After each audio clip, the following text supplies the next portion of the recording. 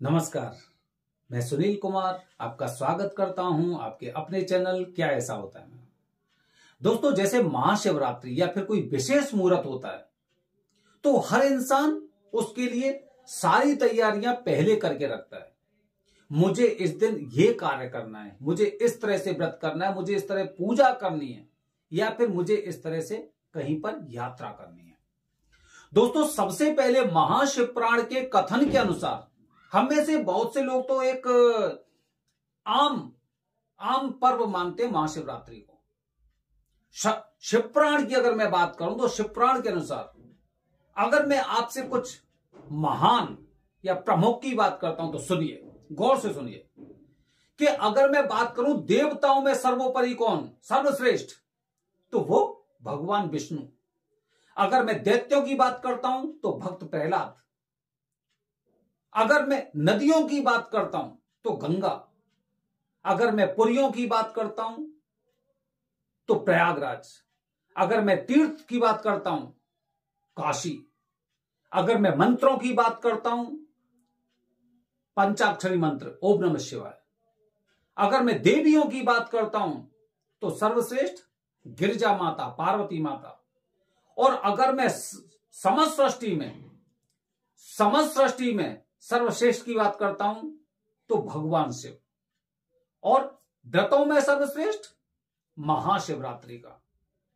अगर आप शिवपुराण पढ़ेंगे ना तो ये जानकारी आपको मिलेगी कि कौन कौन सर्वश्रेष्ठ है, किन किन में सर्वश्रेष्ठ है। जैसे अगर मैं पर्वतों की बात करूं तो हिमालय पर्वत सर्वश्रेष्ठ बताए गए हैं। तो दोस्तों, महाशिवरात्रि का व्रत एक ऐसा व्रत है कि जो जितने तरह के आप व्रत रहते हैं ना, जितने भी तरह के आप व्रत रहते हैं पूरी साल में 365 दिन में जो भी व्रत हो, उन व्रतों में सर्वश्रेष्ठ व्रत बताया गया है महाशिवरात्रि का। और जैसे कि अगर हम बात करते हैं भगवान शिव की, मृत्यु भी इनसे हार चुकी है, मृत्यु भी हार चुकी है भगवान शिव से, क्योंकि इनका ना तो जन्म हुआ है और ना ये मृत्यु को प्राप्त होंगे। इसीलिए जब किसी इंसान का अंतिम समय आता है तो बस यही बताया जाता है कि सृष्टि का विध्वंस जब हो रहा है तो भगवान शिव जी की इच्छा से हो रहा है। तो अगर हम महाशिवरात्रि के व्रत की बात करें तो आप समझ गए होंगे कि ये कितना महत्वपूर्ण है। सबसे महत्वपूर्ण, सबसे प्रमुख व्रतों में से एक महाशिवरात्रि मतलब सर्वश्रेष्ठ है। इसी तरह से दोस्तों, इस व्रत के दरमियान 4 दिन का महापर्व हर क्षेत्र में मनाया जाएगा। लेकिन त्र्यंबकेश्वर में एक अलग ही बात होगी। त्र्यंबकेश्वर में 4 दिन का महापर्व एक ऐसा पर्व होगा कि जिनमें अगर आप इस पर्व के अनुसार उस कार्य को करते हैं तो निश्चित रूप से आप ये मान के चलिए कि आपको ना जीवन में कुछ भी करने की, कहीं पे कोई यात्रा करने की, तीर्थ यात्रा करने की कोई आवश्यकता नहीं है।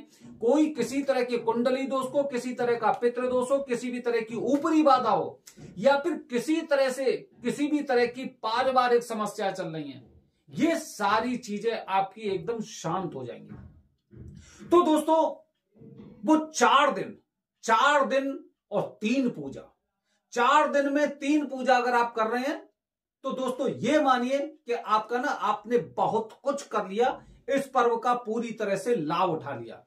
पहला कार्य 6, 7, 8 इस तरह से आपकी पितृदोष की पूजा होनी है। पितरों को सबसे पहले हमें अपने पितरों को सदगति प्रदान करने के लिए हमें ऐसा कार्य करना चाहिए। और हर पुरुष को अपने जीवन में कम से कम एक बार पितृदोष की पूजा तो करनी ही है। काफी लोगों के सवाल होते हैं, मेरे पिताजी जीवित हैं, मेरे दादाजी जीवित हैं, तो क्या मैं कर सकता हूं? निश्चित रूप से और निस्संदेह आप इस पूजा को कर सकते हैं। मैंने खुद ने पूजा की, मेरे दोनों बच्चों ने पितृदोष की पूजा की है। ठीक है, ये पूजा एक ऐसी पूजा होती है कि आपके भूले बिसरे जितने भी तरह के पितर हैं, जो आपको ऐसा लग रहा है कि वो आपको कष्ट दे रहे हैं, तो आप उनको सदगति प्रदान कर सकते हैं और उनका आशीर्वाद ले सकते हैं। ये 3 दिन की पूजा होती है। पितृदोष की पूजा 3 दिन की, मतलब हमें अपने पितरों के लिए उस कार्य को करना है, अपने पितरों के लिए, ठीक है, कि जिससे कि वो सदगति को प्राप्त कर सकें। ठीक है, ये हो गई आपकी 3 दिन की पूजा। अच्छा, इसके पश्चात 8 तारीख को महाशिवरात्रि वाले दिन ही आप काल सर्प दोष की पूजा करने वाले हैं। काल सर्प दोष की पूजा, अब काल सर्प दोष की पूजा वो आपके ऊपर निर्भर करता है कि आप किस तरह की काल सर्प दोष की पूजा कर रहे हैं। आप केवल काल सर्प दोष की पूजा कर रहे हैं, आप उसके साथ राहु केतु के जाप कर रहे हैं, या फिर आप उसके साथ लघु रुद्राभिषेक भी करवा रहे हैं, या फिर उसके साथ महामृत्युंजय मंत्र, जो 1.25 लाख महामृत्युंजय मंत्र होता है, उसका जाप कर रहे हैं। ये आपके ऊपर निर्भर करता है। हालांकि छोटी सी काल सर्प दोष की पूजा कराने से भी आपको उस पूजा का फल प्राप्त होता है। ठीक है, अच्छा, और तीसरी महत्वपूर्ण बात, जो 9 तारीख को, 9 तारीख मतलब चौथा दिन, अब आपका त्र्यंबकेश्वर में चौथा दिन होगा। चौथे दिन में, उस दिन आप देखेंगे सुबह ही सुबह जो सूर्योदय हो रहे हैं वो चतुर्दशी वाली तिथि में ही सूर्योदय हो रहा है। तो और उसी दिन अगर माना जाए तो चतुर्दशी है, भगवान शिव की चतुर्दशी है, और वैसे भी चतुर्दशी है, और उस दिन आपको त्रिपिंडी श्राद्ध करना चाहिए। त्रिपिंडी श्राद्ध, अच्छा, त्रिपिंडी श्राद्ध और पितृदोष की पूजा को बहुत से लोग एक ही मानते हैं। दोस्तों, पितृदोष की पूजा पितृ कर्म होता है, और त्रिपिंडी श्राद्ध होता है वो प्रेत कर्म होता है। पितृदोष की पूजा के लिए जिस तरह से कुछ निश्चित मुहूर्त होते हैं, हर महीने में होते हैं, इसी तरह काल सर्प दोष की पूजा भी होते हैं। इसी तरह जो त्रिपिंडी श्राद्ध होती है, त्रिपिंडी श्राद्ध के लिए भी निश्चित मुहूर्त होते हैं। जैसे आप चतुर्थी को कर सकते हैं, अष्टमी को कर सकते हैं, चतुर्दशी को कर सकते हैं, द्वादशी को कर सकते हैं, या फिर अमावस्या और पूर्णिमा, उस दिन आप ये कार्य कर सकते हैं। अच्छा, अब त्रिपिंडी श्राद्ध और पितृदोष। अब त्रिपिंडी श्राद्ध देखिए दोस्तों, त्रिपिंडी श्राद्ध जैसे कि मैंने अभी आपको बताया, ये प्रेत कर्म होता है, प्रेत कर्म होता है। अच्छा, प्रेत कर्म का मतलब, बहुत से लोग ये कहते हैं कि प्रेत कर्म का मतलब क्या होता है। दोस्तों, प्रेत कर्म का मतलब ये हो गया कि त्रिपिंडी मतलब आपकी 3 पीढ़ियों को ऐसा फल प्रदान करने वाला है, या फिर उनसे मुक्त होने, जैसे काफी आपने देखा होगा कि काफी महिलाओं के मिसकैरेज हो जाते हैं। ठीक है, मतलब भ्रूण पैदा हुआ, उत्पन्न हुआ, उसके अंदर जान थी, और उसके पश्चात मिसकैरेज हुआ।